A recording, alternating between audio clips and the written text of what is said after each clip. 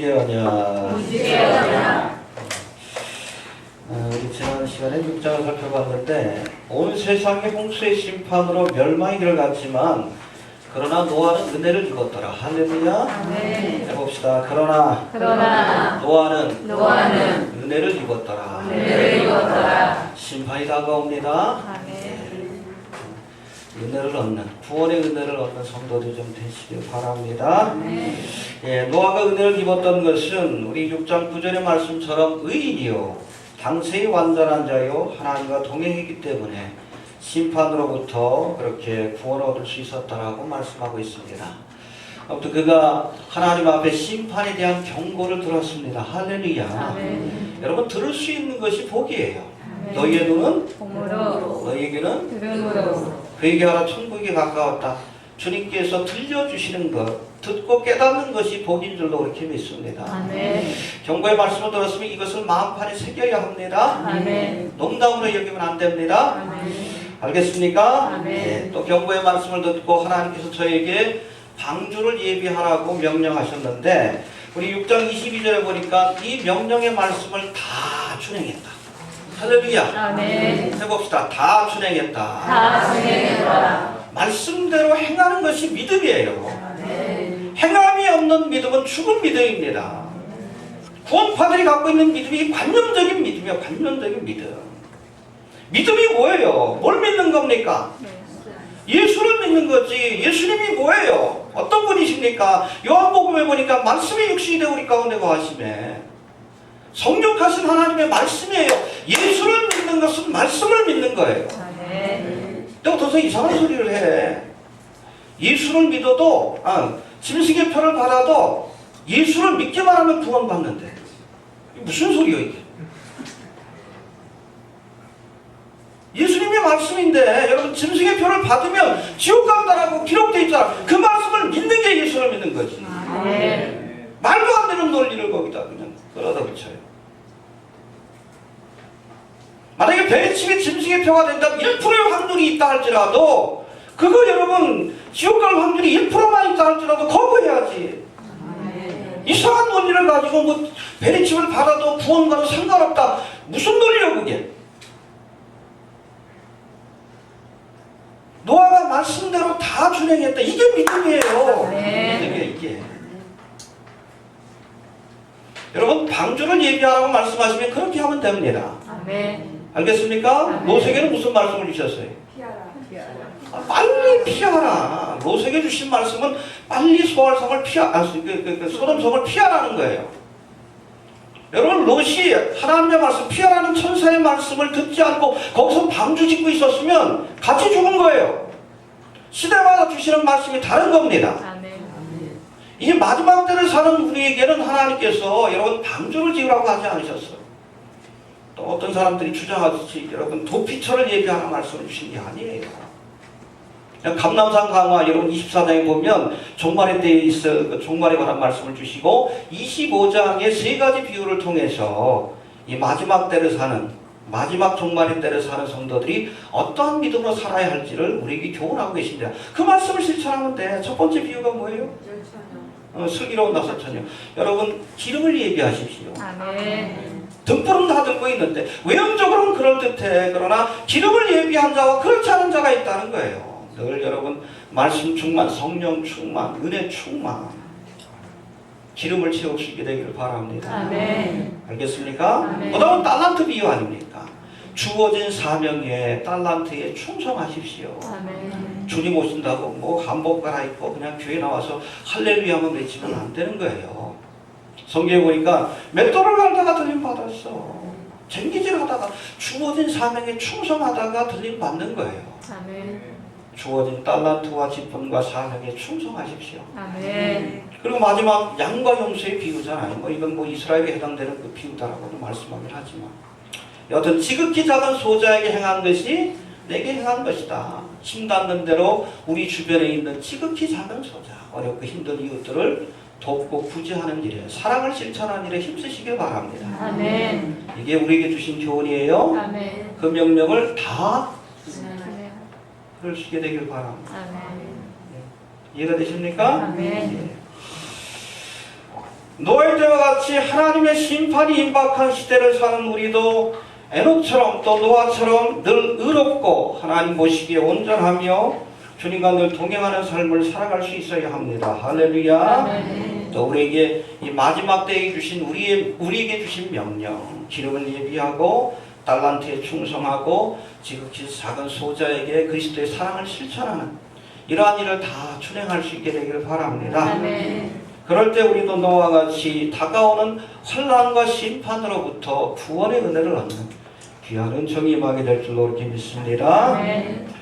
이제는 우리 홍수의 심판, 좀 내용이 좀 많긴 한데 좀 하나씩 살펴봅시다. 7장과 8장에 홍수의 심판이 이제 본격적으로 내려지는 장면이 소개되어 한번 살펴봅시다. 먼저 우리 7장 11절에 보니까 노아의 나이 600세 되던 해 2월 17일에 홍수의 심판이 시작되었다라고 말씀합니다. 11절 한번 봅시다. 7장 시작. 노아 600세 되던 해 2월 곧 그달 17일이라 그날에 큰 기쁨의 샘들이 터지며 하늘의 창들이 열려 이제 12절까지 봅시다. 시작. 사실 주야를 비가 땅에 쏟아졌더라. 예, 지하에는 땅 속에 묻혀있던 큰 기품의 샘물이 터지고 그 지하, 지금도 지하층에 많은 물들이 있죠.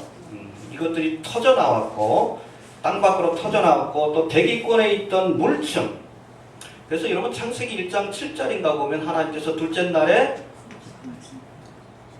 물을 나누시되 궁창 위의 물과 궁창 아래 물과 나누시는 그 장면이 있습니다. 그러니까 많은 창조과학자들이 뒤에도 설명하겠지만은 지구가 있었을 때에 궁창 아래 물은 지금 바다입니다. 궁창 아래 물뿐 아니라 궁창 위에, 그러니까 대기권 위에 물층, 수증기층이 있었다라고 이렇게 주장을 합니다. 뒤에 가서 한번 다시 한번 설명을 드릴게요. 여하튼 이것이 40주야 비가 내리면서 완전히 궁창에 있는 물이 땅으로 다 쏟아진 거예요. 다 쏟아진 거예요. 그래서 지면 15규빗, 한 7, 8m. 7, 8m 어떻게 해? 7,000밀인가요? 41동. 엄청난 물이 쏟아진 거예요. 그러니까 전체 지구를 덮는 그러한 홍수가 있었다라고 말씀하고 있습니다. 알겠습니까? 아무튼 40주야 동안 땅에 비가 쏟아져서 땅에서 코로 숨쉬는 물고기들은 그냥 살아남은 겁니다.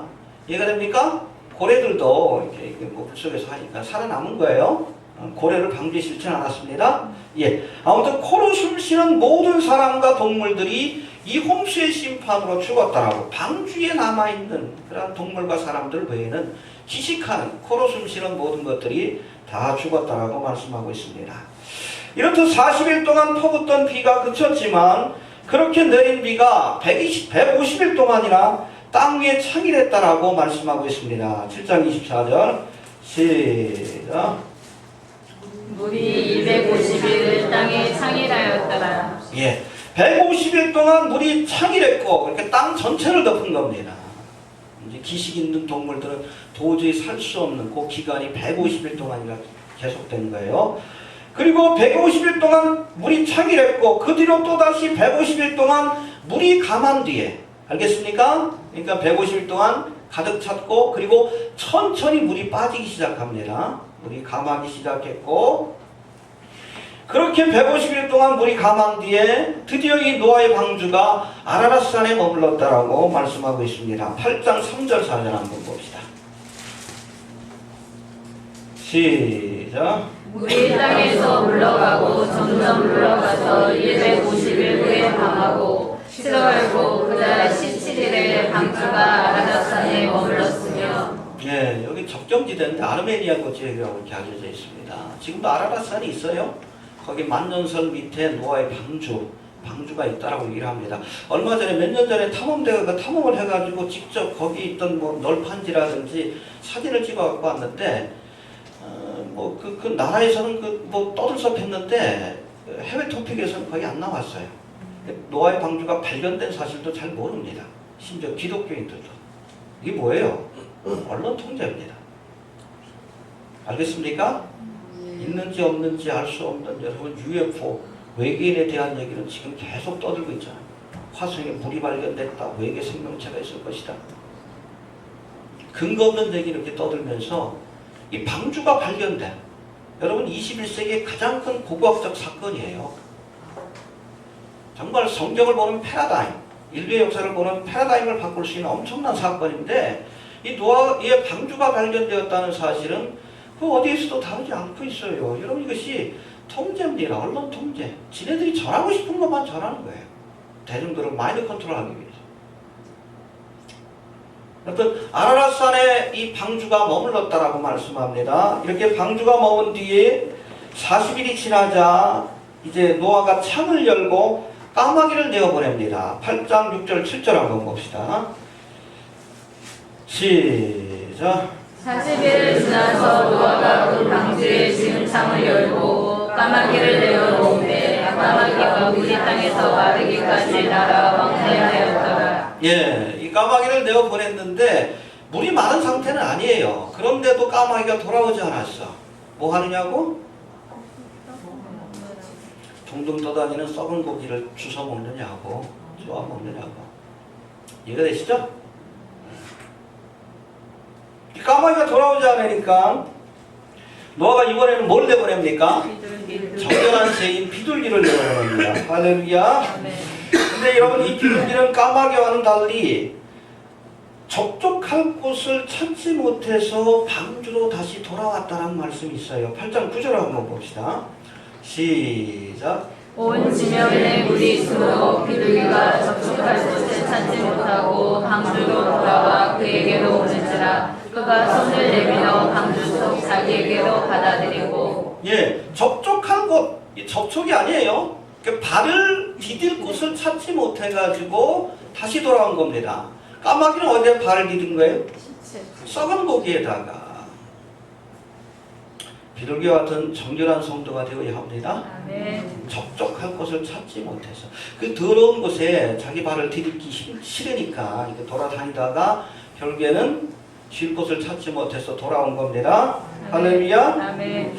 그리고 나서 또다시 7일 뒤에 비둘기를 내어놓자 이번에는 감람나무 새잎사귀를 물고 돌아왔다라고 말씀합니다. 11절 한번 봅시다. 8장 11절 시작. 저녁 때 비둘기가 그에게로 돌아왔는데 그 입에 감람새의 잎사귀가 있는지라 이에 노아가 땅에 물이 강한 줄 알았으며. 예, 이제 물이 마르고 나무에 새순이 돋기 시작하는 겁니다. 할렐루야. 그걸 물고 비둘기가 돌아온 거예요. 알겠습니까? 그리고 2일 있은 뒤에 또다시 7일 뒤에 비둘기를 내보내자 이번에는 돌아오지 않았다. 할렐루야. 네, 이제 비둘기가 살 수 있는 사람들이 거할 수 있는 그런 무태 육지의 환경이 조성되었다라고 이렇게 말씀하고 있습니다. 12절 한번 봅시다. 시작. 또 7일을 기다려 비둘기를 내어놓으매 다시는 그에게로 돌아오지 아니하였더라. 예, 이제 드디어 땅을 덮고 있던 모든 물들이 물러갔음을 깨달은 노아가 방주 밖으로 나옵니다. 홍수의 심판이 시작된 지 꼭 1년 10일 만에, 즉 2월 27일에 노아의 나이 601세 2월 27일 되는 날에 방주에서 나왔다라고 말씀하고 있습니다. 13절 봅시다. 시작. 601년 정월 곧 그날 1일에 수면에 물이 거친지라 노아가 방주 뚜껑을 제치고 본즉 수면에 물이 거쳤더니. 할렐루야. 아멘. 예, 이게 노아의 홍수 기간 동안에 1년 10일 동안 있었던 사건입니다. 이렇듯 1년 10일 만에 방주를 나온 이 노아와 그의 가족들은 제일 먼저 하나님 앞에 제단을 쌓고 하나님 앞에 번제를 드렸다라고 말씀하고 있습니다. 할렐루야. 아멘. 여기다 제일 먼저 제단을 쌓고 번제를 드렸더라. 번제를 드렸더라. 그럴 때 하나님께서 이 제물을 흠향하시고 기뻐 받으시고, 이게 흠이란 뜻이에요. 들이마실 흠입니다. 향기를 들이마시시고, 그러니까 번제의 제사를 받으시고 저에게 언약의 말씀을 주시는 장면이 8장과 9장에 소개되고 있습니다. 할렐루야. 아멘. 구체적으로 한번 살펴봅시다. 첫 번째, 방주에서 나와 제일 먼저 이 노아와 그의 가족들은 하나님 앞에 제단을 쌓고 번제를 드립니다. 할렐루야. 아멘. 8장 20절 한번 봅시다. 8장 20절 시작. 노아가 여호와를 위하여 단을 쌓고 모든 정결한 짐승 중에서와 모든 정결한 새 중에서 취하여 번제로 단을 드렸더니. 여러분, 이 땅에 살아가는 모든 인생들이 다 사라지고 이제 노아와 그의 가족을 통해서 인류의 역사가 새롭게 시작되는 아주 중요한 순간이에요. 알겠습니까? 하나님께서 그야말로 리부팅 하신 거예요. 인류의 역사를 새롭게 다시금 시작한 겁니다. 네피림으로 인해서 인간의 죄가 관영함으로 인해서 정말 인간 자체가 고깃덩어리, 육체로 변한 그런 세상을 다 쓸어버리시고 노아와 그 가족을 통해서 인류의 새로운 역사를 시작한 겁니다. 그래서 주신 언약의 말씀을 보면 아담에게 주셨던 언약의 말씀을 다시금 강조하고 반복하는 것을 우리가 볼 수 있어요. 해봅시다. 노아를 통해 새롭게 역사가 시작되었다. 이 중요한 순간에 노아가 제일 먼저 한 일이 바로 하나님 앞에 제단을 쌓고 주님 앞에 영광을 돌려드린 겁니다. 할렐루야. 너희는 먼저 하나님 앞에. 알겠습니까? 주일 성수도 일주일에 첫 시간을 드리는 거예요. 그래서 인터넷상에서는 11조는 뭐 구약의 규례이기 때문에 신약시대를 사는 우리는 11조를 해서는 안 된다. 잘못된 것이다 라고 이야기하는 사람도 있는데 여러분 이것은 11조의 정신과 성경적 의미를 알지 못해가지고 하는 주장입니다. 잘 들으세요. 여러분 11조는 구약의 규례가 아니라 너희는 먼저 그의 나라와 그의 의를 구하라. 이해가 되십니까? 이런 예수님의 교훈과 또 첫 열매는 하나님의 것이다 라고 하신 하나님의 말씀을 실천하는 믿음의 행위입니다. 첫 번째 것은 다 하나님의 것이에요. 알겠습니까? 언제 그걸 알려주십니까? 출애굽의 사건을 통해서 알려주셔요. 이해가 되십니까? 여러분 6월절 사건 이후 하나님은 장자의 재앙에서 구원받은 이스라엘 백성들에게 그쵸? 죽을 첫 번째 아들 장남을 살려주셨어요. 그런 거로 장자는 하나님께 속하였다. 짐승들 가운데서도 그 당시에 이런 이스라엘 백성들의 직업이 양치고 목축하는 거니까 짐승의 첫 새끼도 하나님께서 이스라엘 그 애굽 땅에서는 다 걷어가셨지만 이스라엘 땅에는 이 짐승의 첫 새끼도 살려주십니다. 그 너희 것 아니다 하나님께 돌리라고 말씀하셨어요. 이게 바로 11조의 시작이에요. 11조의 정체입니다. 첫 번째 것은 다 하나님의 것이에요. 해봅시다. 첫 번째 것은 하나님의 것이다. 여러분 이것이 이스라엘 백성이 드린 11조의 기원이고 성경적 여러분 첫 열매를 드린다는 그러한 신앙적 사상의 기원이라는 것을 우리가 알 필요가 있습니다. 알겠습니까? 여러분 그것이 물질이든 시간이든 사람이든 첫 번째 열매는 하나님의 것입니다. 해봅시다. 첫 열매는 하나님께 속한 것이다. 그래서 물질의 첫 열매가 11조예요. 11조. 알겠습니까? 물질의 첫 열매가 11조고 시간의 첫 열매가 뭐예요? 그렇죠. 구약에는 안식이에요. 그래서 여러분 구약에 보면 이스라엘 그 절기들 있죠. 절기들 가운데 첫 번째 날은 다 하나님께 속한 날이에요. 일주일의 첫 번째 날인 안식이에요. 지금 주일로 바뀌었죠? 하나님께 드려야 되는 거예요. 이해가 되십니까? 그리고 월상이라고 해서 첫 달, 매달마다 첫날은 하나님 앞에 드리는 성일이에요. 그리고 1년의 첫날, 지나갔죠 얼마죠? 나팔절, 하나님 앞에 드리는 날이에요. 시간의 첫 번째 열매도 하나님 앞에 드리는 겁니다. 이해가 되십니까? 또 사람들 가운데서도 첫 열매를 하나님 앞에 드려야 하는 겁니다. 그래서 이스라엘 지파 가운데 레위 지파, 원래는 장남을 각 집안마다 좀 드려야 되는데 복잡하잖아. 그러니까 그렇게 하지 말고 12지파 가운데 레위 지파, 아론과 모세가 속했던 이 지파를 하나님께 바쳐라. 그래서 레위 지파는 하나님의 사역에만 전심하도록 하나님께서 그렇게 규례를 정하셨어요. 사람 가운데서도 첫 번째는 장남은 하나님의 것이다. 이 교회 안에서도 그렇죠. 물론 우리 모든 성도들이 하나님의 사역을 위해서 일해야 되지만 특별히 하나님의 일을 위해서 전임 사역자로 일하는 목회자들이 있어요. 하나님 앞에 첫 열매로 바쳐진 사람들입니다. 이해가 되십니까? 네, 해봅시다. 첫 열매는 하나님의 것이다. 그럼에도 불구하고 이 11조가 구약의 규례이니 신약시대를 사는 우리는 이 규례에 매여서는 안 된다. 신약의 법을 따라야 한다. 그러려면 어떻게 해야 된다고요? 초대교회처럼 하자. 다 바쳐야 돼. 다 바쳐요.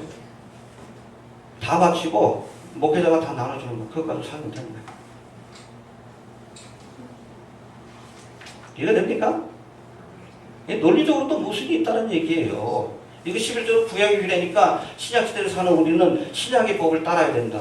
신약의 법이 뭐예요? 초대교회 어떻게 했어요? 재산 다 바쳤잖아, 목회자에게. 그것 가지고 다 나눠줬잖아, 교회다.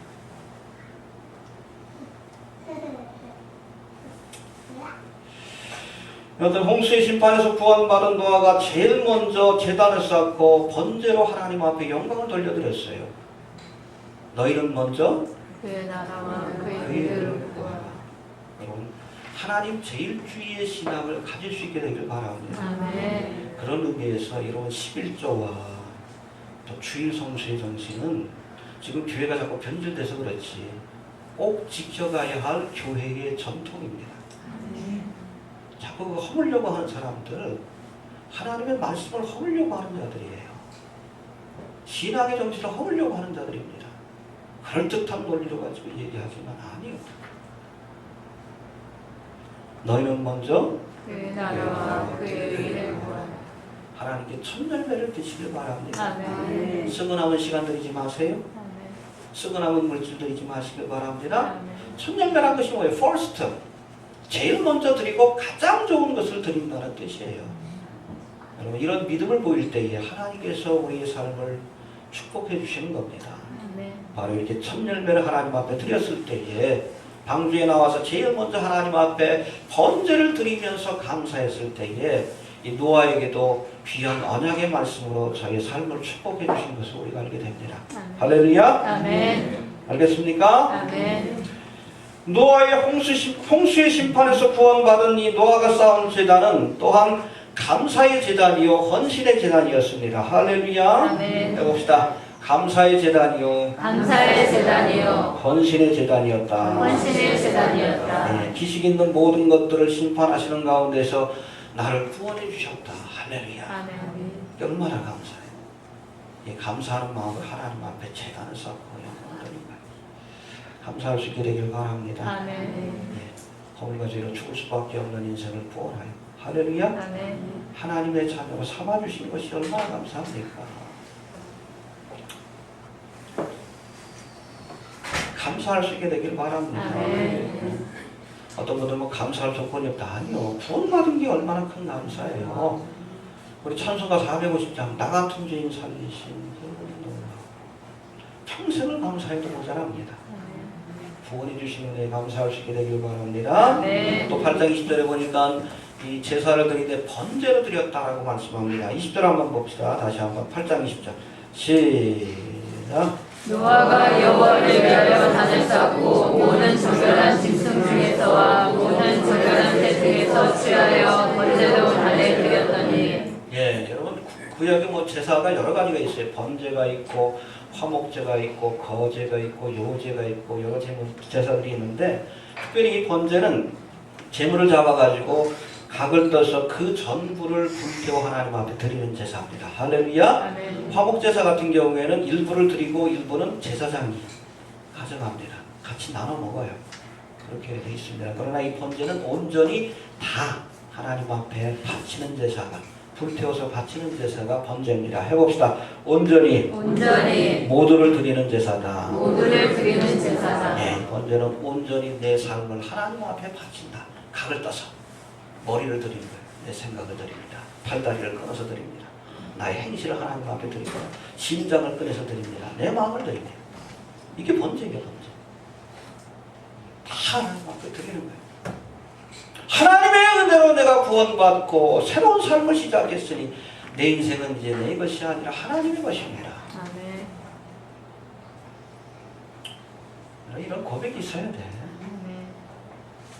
영적인 의미에서 제사를, 여러분 예배의 시간은 제사를 드리는 시간이에요. 번제를 드리는 시간입니다.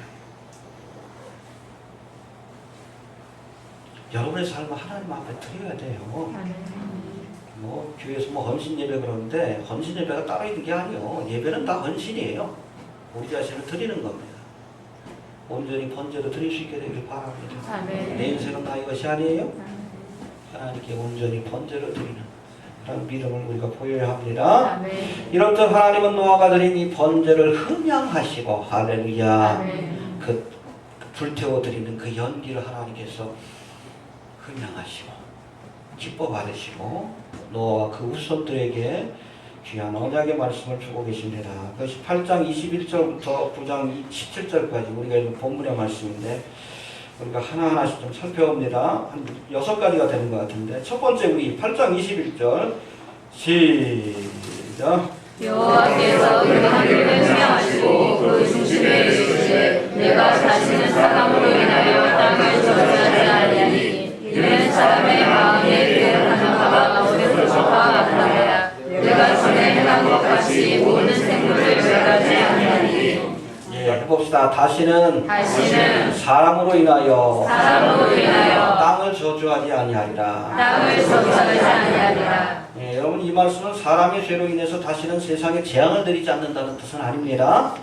홍수의 심판과 같이 인류 전체를 멸절시킬, 자연의 세계 전체를 다 파괴시킬 그러한 재앙을 내리지 않겠다는 뜻입니다. 알겠습니까?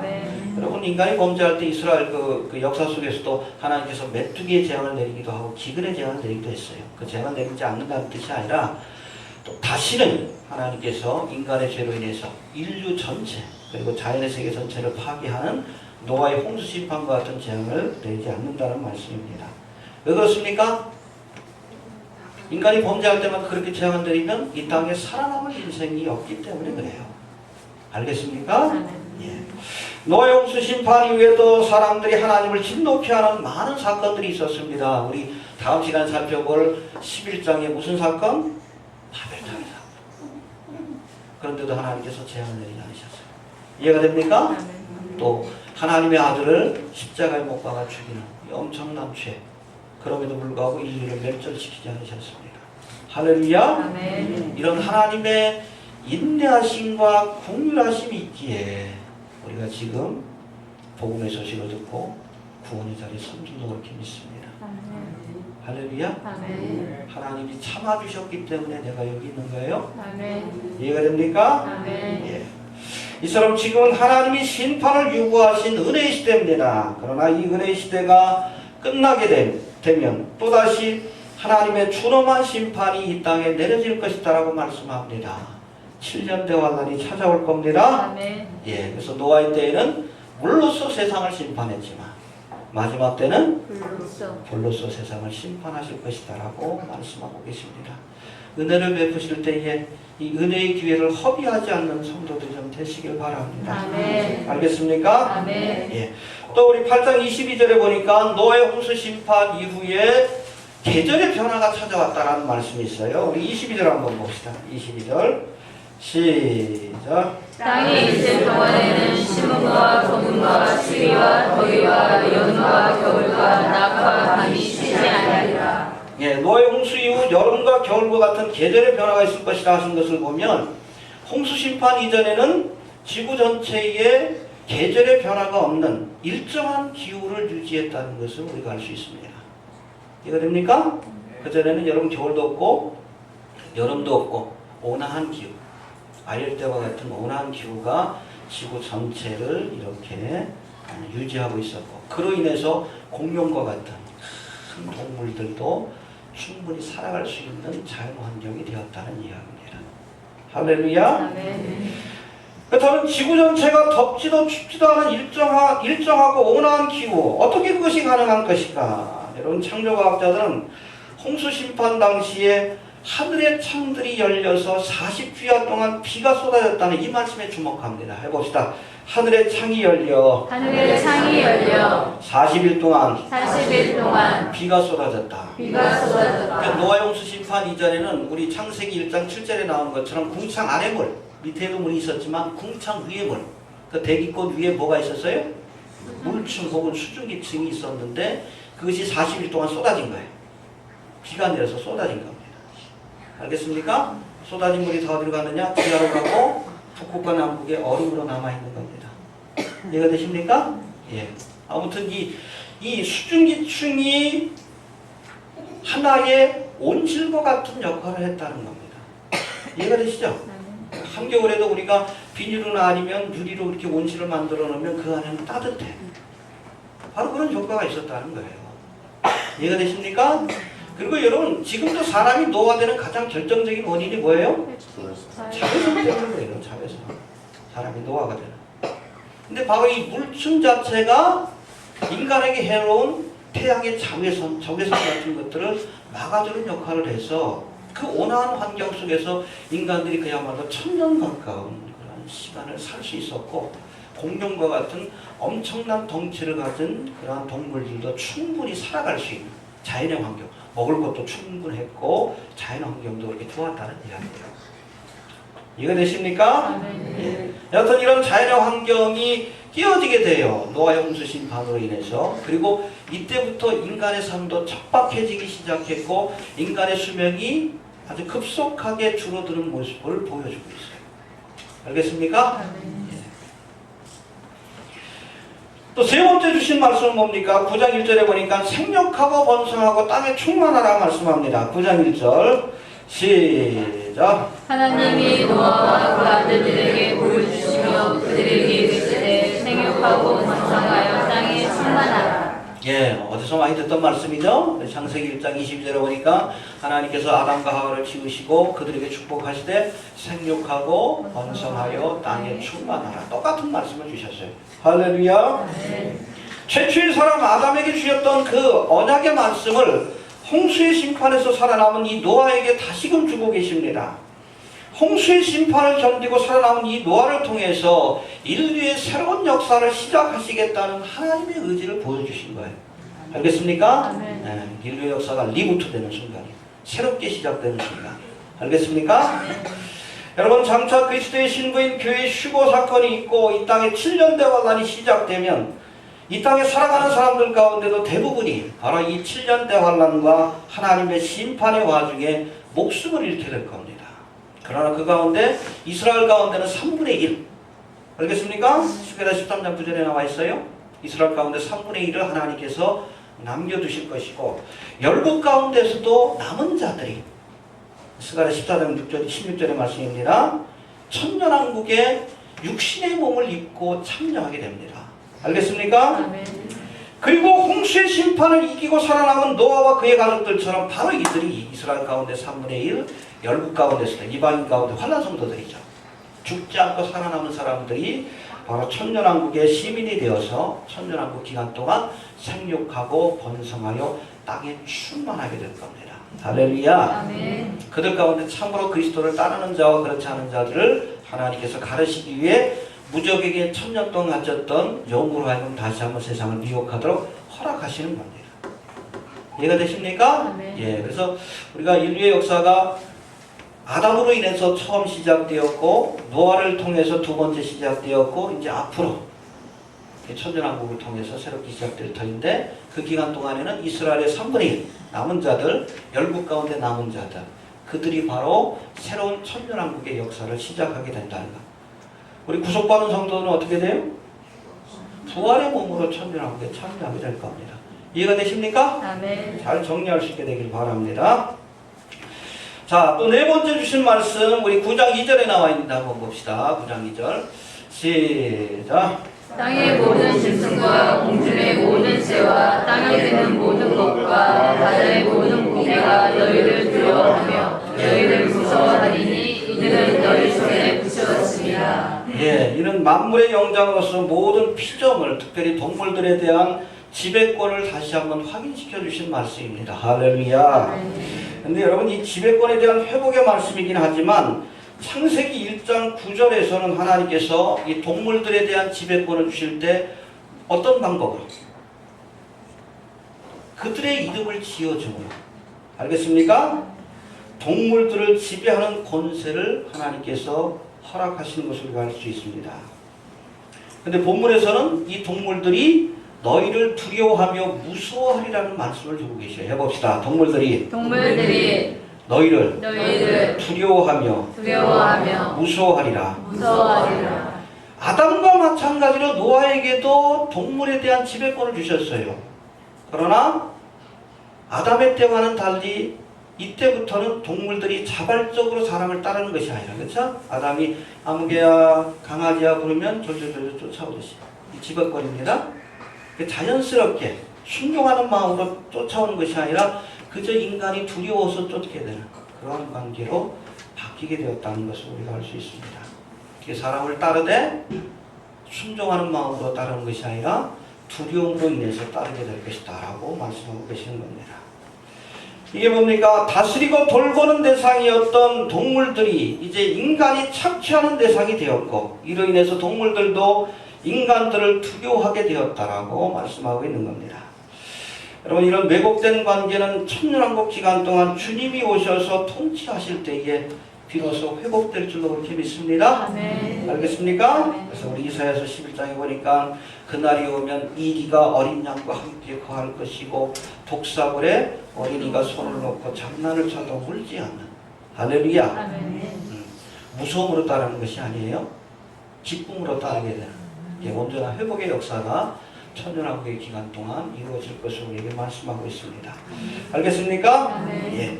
그리고 다섯 번째 주신 말씀, 주신 언약은 우리 3절 4절 한번 봅시다. 9장 3절 4절 시작. 무릇한 동물은 너희의 식물이 될지라 채소같이 내가 이것을 다 너희에게 주노라. 그러나 고기를 그 생명되는 핏에 먹지 말 것이니라.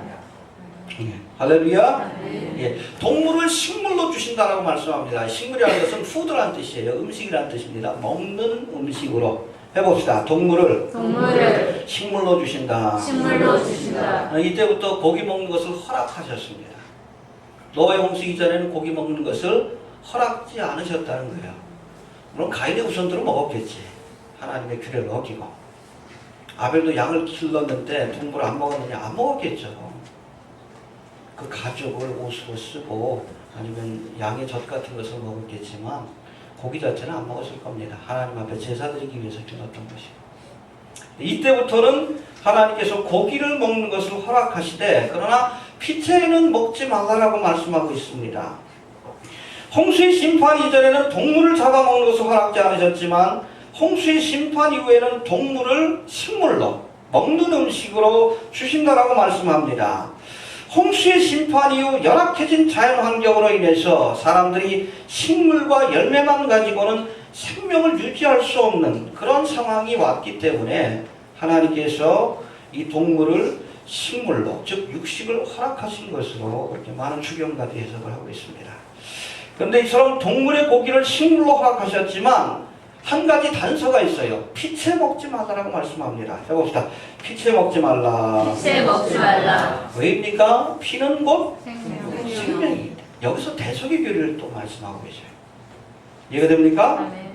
고기를 먹되 그 생명되는 피채 먹지 말라 하신 이 말씀은 피를 통해서 죄를 속한다는 이 대속의 원리를 우리에게 다시금 말씀해주고 계십니다.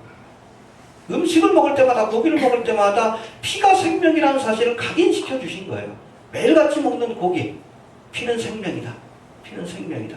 해봅시다. 피는 생명이다. 피는 생명이다. 여러분, 아담과 하와가 죄를 짓고 나무 그늘에 숨었을 때도 하나님께서는 짐승의 피를 흘려서 만든 가죽옷을 가지고 저들의 허물을 덮어주셨어요. 아멘. 피 흘림이 없이는 알겠습니까? 아멘. 해봅시다. 피 흘림이 없이는 피 흘림이 없이는 사함도 없다. 사함도 없다. 11서 9장 20이죠. 여러분, 이것이 구약의 제사를 꿰뚫고 있는 가장 중요한 교훈이에요. 피 흘림이 없이는 죄사함이 없다. 속죄의 제사는 반드시 피를 바치는 거예요. 하나님 앞에 제물을 바칠 때는 고기를 바치는 시간이 아니에요. 반드시 살아있는 짐승을 데려다가 피를 흘려서 하나님 앞에 그 생명을 바치는 것이 제사입니다. 왜요? 죄의 삭은 사망이기 때문에. 죄값을 치르는 거예요. 목숨을 바치는 겁니다. 대신 죽는 거예요. 우리를 대신해서 양과 소가 무죄하고 흠없고 어떻게 보면 상관도 없는 양과 소가 우리를 대신해서 피 흘려 죽음으로 그 피를 볼 때 재앙이 넘어가는 겁니다. 이게 대속의 원리예요. 고기를 먹되 그 생명되는 피채 먹지 말라 하신 이 말씀, 이것은 곧 피가 곧 생명이요, 또 이 피를 흘림으로 이 피를 통해서 대속의 은혜가 주어질 것을 하나님께서 알려주신 중요한 교훈입니다. 매일같이 먹을 때마다 피는 곧 생명이다. 피 흘림을 통해 대속의 은혜가 주어질 것을 하나님이 알려주신 겁니다. 할렐루야. 아멘. 예수님이 십자가에 죽으셔야 했던 이유를 아시겠죠? 피 흘려 죽으셔야 됐던 이유가 바로 거기 있는 거예요. 여러분 로마 시대 때 사람을 죽이는 여러 가지 방법이 있어.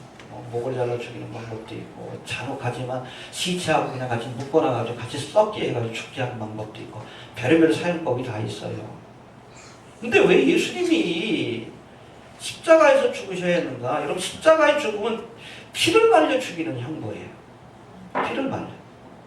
그래서 심할 경우 예수님은 뭐 6시간 만에 돌아가셨지만 십자가에 매달려가지고 피를 천천히 빼가지고 죽이는 그런 형벌이기 때문에 15일 동안 매달린 그런 기록도 있대요.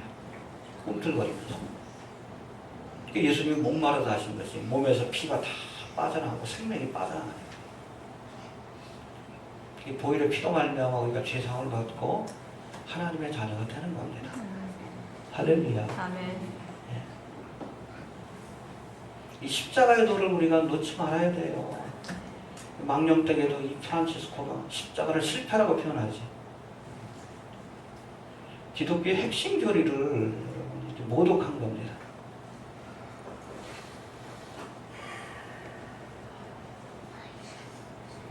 여러분 복음은 십자가의 도예요. 십자가. 기독교의 상징이 그래서 십자가 아닙니까? 피 흘린 역시는 죄사함이 없다. 피 흘린 것 생명이다. 예수님의 피로 말미암아 우리가 죄사함을 받고 우리가 구원받고 하나님의 자녀가 된다. 할렐루야. 아멘. 여러분 부처가 우리 위해서 십자가를 졌습니까? 마호메트가 우리 위해서 십자가를 졌습니까? 예수님이 우리 위해서 십자가를 죽으셨어요. 피 흘려 죽으셨어요. 그래서 천하인간의 구원 얻을 만한 다른 이름을 주신 적이 없다는 거예요. 창세기로부터 하나님께서 주시는 이 가죽옷으로부터 주시는 피가 곧 생명이요 피 흘림을 통해서 죄사함을 받는다는 이 복음의 도리를 여러분 창세기서부터 계속 하나님이 반복하고 강조해 주시고 말씀해 주시고 계시는 거예요. 예수님의 피가 어떤 의미가 있는지를 교훈해 주신 겁니다.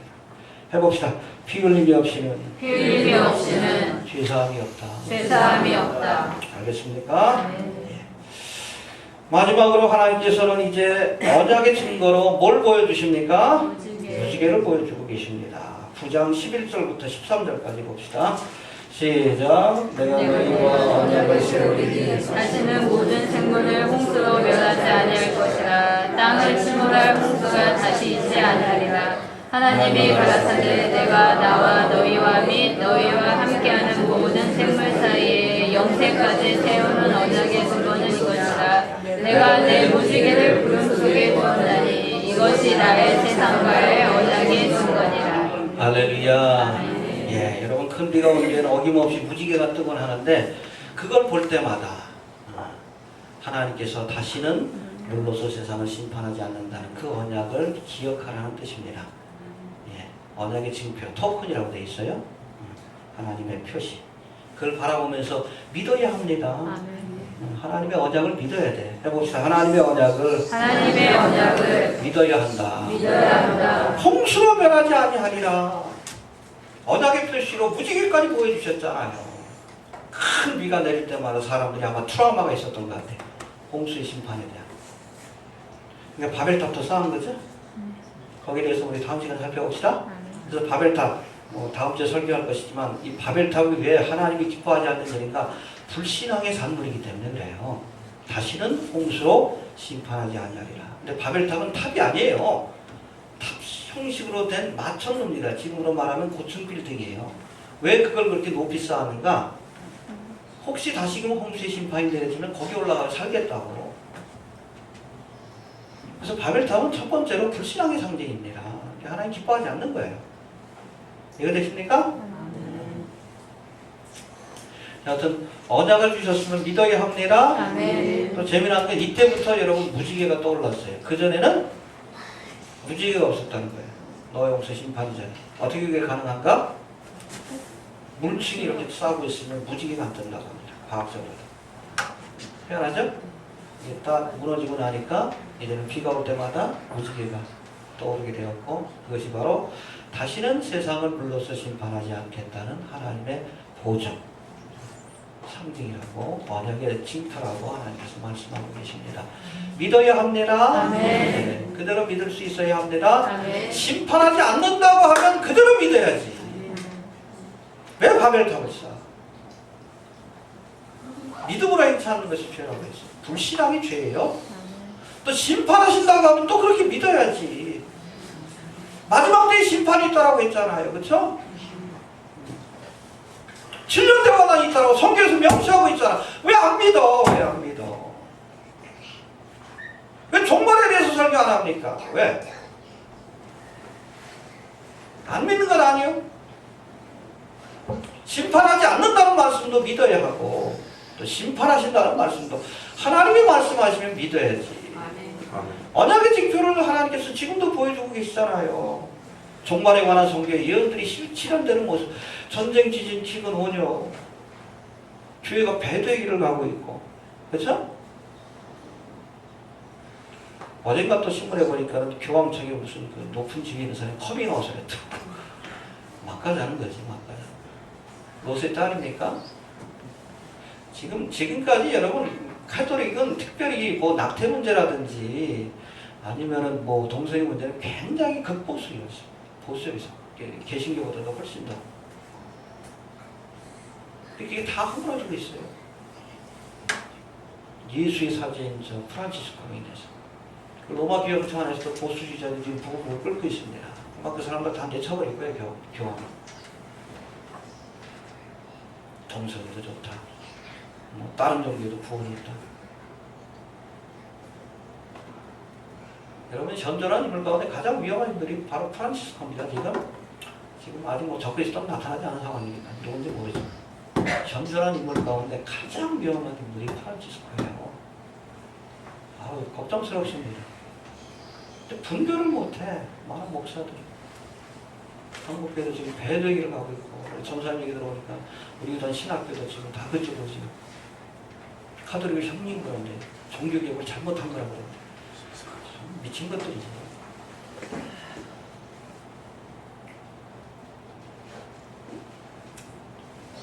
정신 똑바로 차려야 합니다. 가끔은 했어요.